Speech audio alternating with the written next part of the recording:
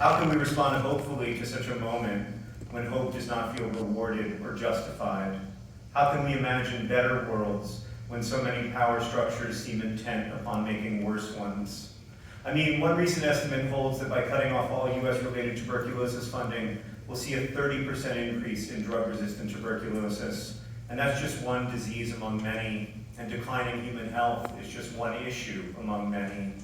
And so it's easy to feel that this is the end of history, and I don't blame you if you feel it. There is a dread about our historical moment, a general feeling that horror is here and worse is coming, and I feel that too.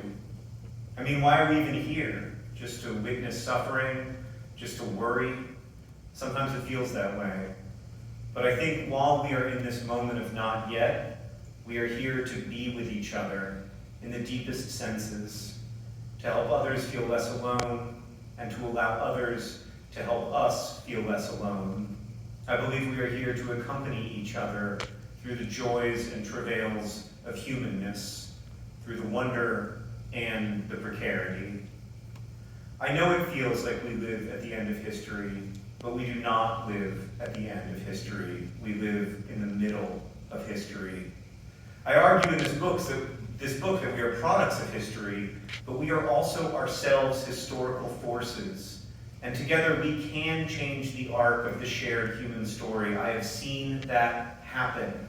The year I graduated from high school, 12 million children died under the age of 5, and last year fewer than 5 million did. That progress wasn't natural or inevitable. It happened because millions of people, hundreds of millions or billions if you count all taxpayers, are working together to make the world safer for children. And that is my hope. I know that today feels like the last day, the end of the story, because it's the last one we've lived through. But today is not the end of the story. It's the middle of the story. And it falls to us to fight for a better end.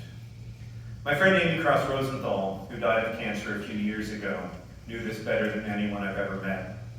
Amy used to ask people to sing an old song from World War I, sung to the tune of that New Year's Eve song, Auld Lang Syne.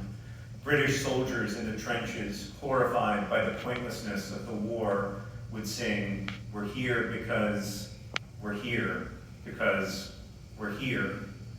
And Amy changed the meaning of that song without ever changing the words. She turned it into a kind of battle cry for hope.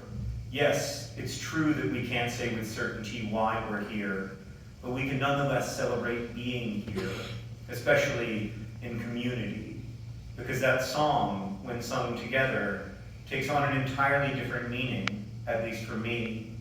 So if you'll indulge me, I'd like to invite Kava back out and to sing it with you once now. We're here because